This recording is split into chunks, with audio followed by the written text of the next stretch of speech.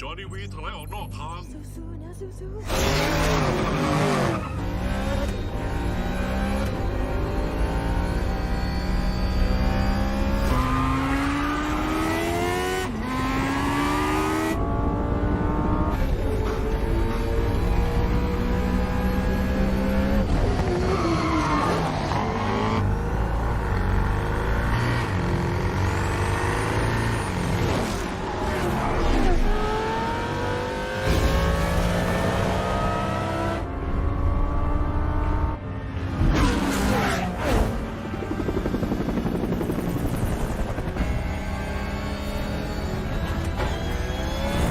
คนเล่นเกมตีหอหนึ่งจัดการเลยไหม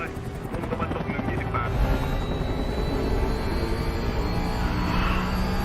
ทวีปมาเชลคิดจะสิงโดเสียบกลาเซลีนกับพีวัน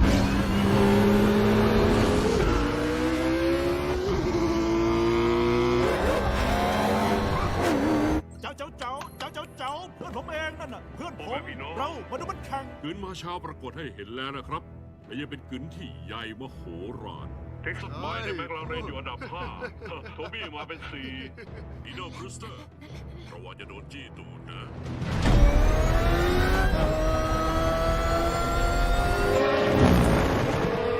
ขบวนรถต้องสงสัยเร่งถึง150 ไมล์แล้วหอหนึ่งจะลองถ่วงเวลาด้วยรหัส13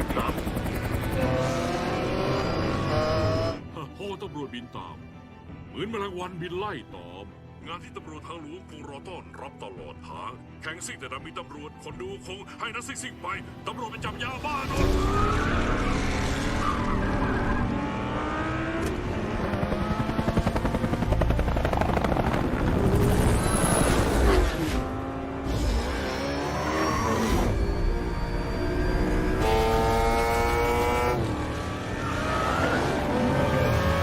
นทุกหน่วยยกเลิกระบบเรือไฟรถวิ่งเร็วมากผมไปถึงจุดโดยก่อนได้รวยข้ามไปตั้งขบวนขวางเลย184ได้ยินไหม182กับ186รหัส3กำลังตั้งแนวขบวนกีดขวางแล้วเปลี่ยน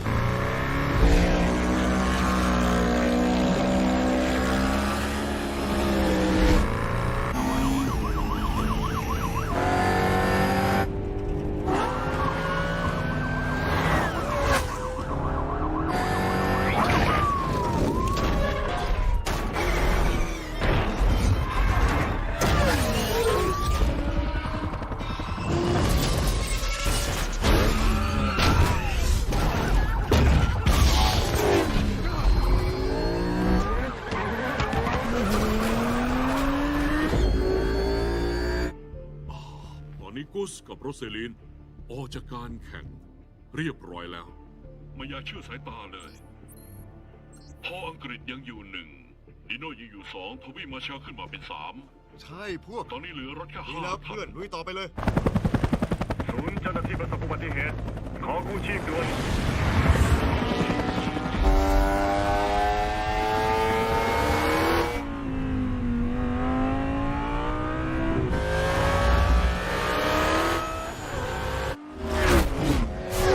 ทุกหน่วยมันทำเจ้าหน้าที่รถคว่ำไปแล้ว2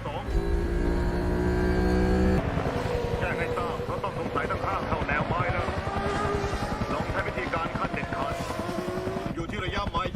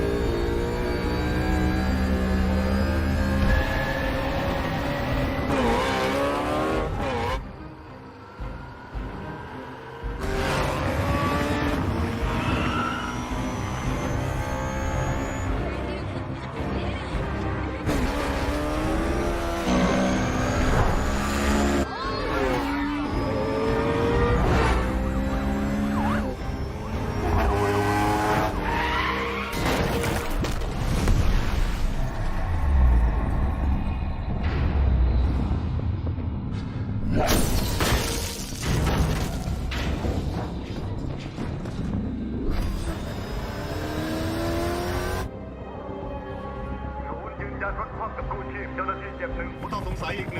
185เตรียมถุงหรือยัง 185 ถึงที่ตั้งแล้ว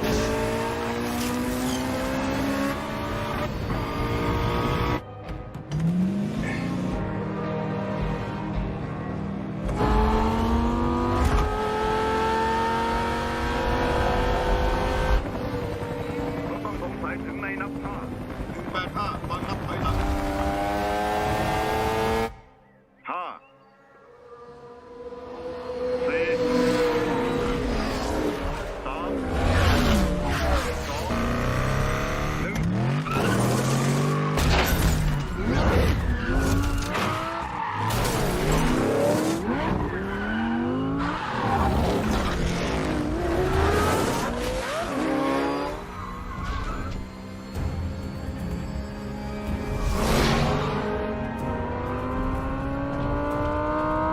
185หยุดรถคันหน้าได้ จังหวะพอดี ฟังวิทยุตำรวจ รถบูกาติออกจากการแข่งขันแล้ว เดี๋ยวก่อนนะเดี๋ยวโทบี้มาแชลทำมีท่าไหนเนี่ย ขึ้นมานำเป็นคันแรก ดิโน่บรูสเตอร์ตกไปรังท้ายอันดับที่สาม เยี่ยมเลยลุยต่อไป อ้อมกันหรือเปล่า ไม่ได้ เนี่ ต ย ลอดทำไม่ได้ตลอด เหลือสามแล้วพี่น้อง ขอด่านกลางที่สะพานนาวาโร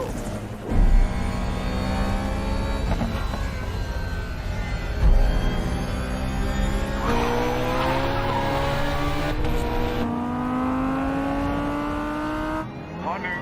ฟูทอนวินโดพร้อมรหัส3ที่สะพานนาวาโร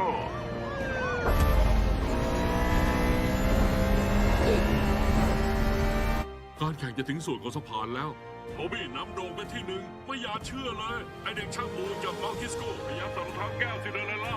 ไอ้เพื่อนยากจากเมาคิสโกลุยโลก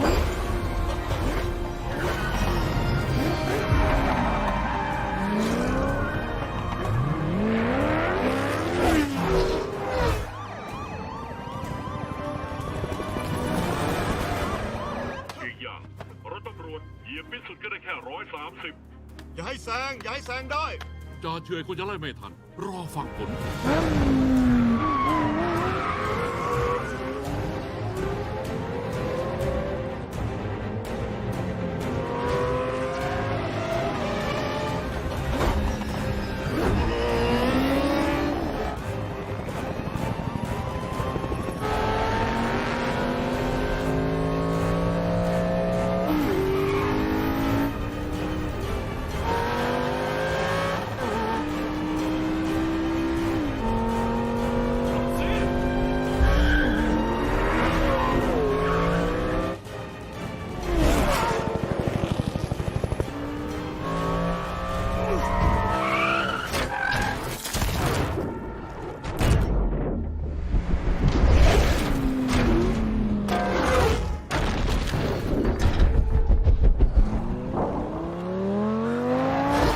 ศูนย์ผู้ต้องหาคว่ำแล้วอีกหนึ่งเหลือแค่2แล้ว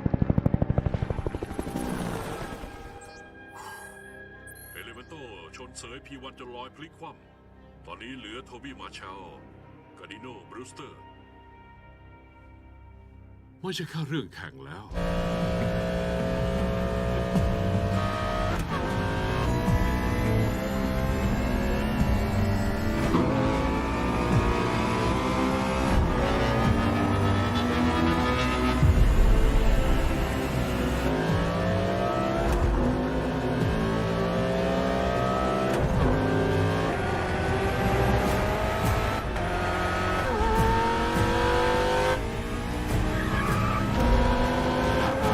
อย่าเชื่อนะโทบี้อย่าให้มันเสยได้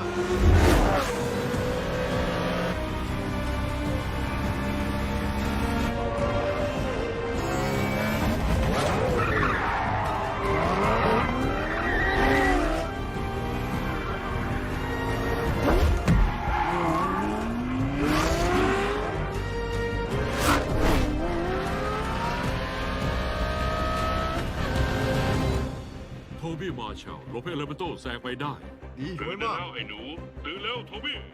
ตื่นขึ้นมาสุดกลิ่นมูลค่า$2 ล้านของแลมโบที่จะได้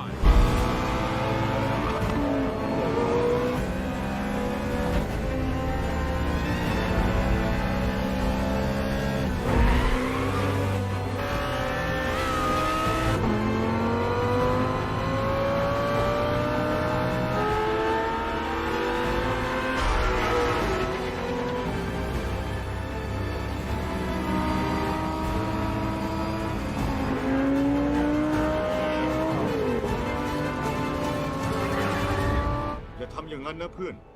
ไม่คุ้มแกเอาชนะได้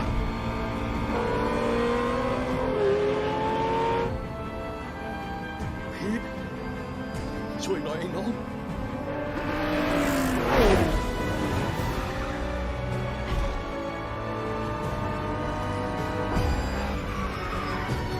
จังหวะเนี้ย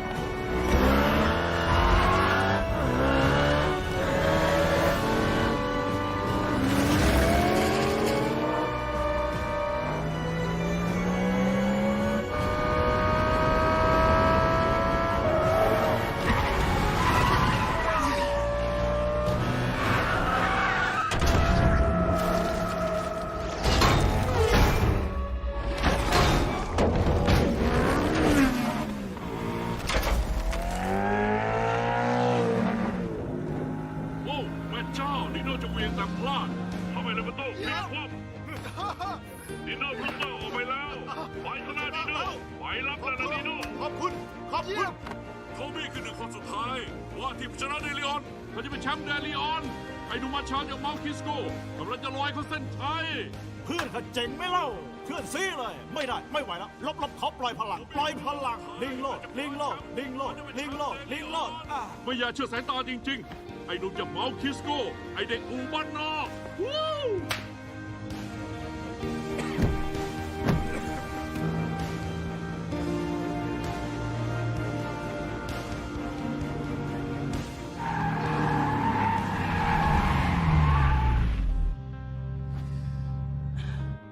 เดี๋ยว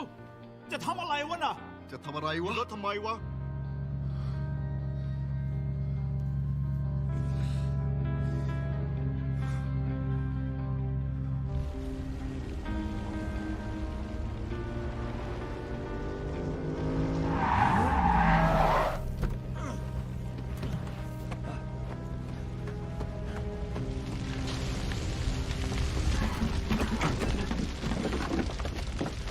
ออกมา มาเร็ว มาเร็ว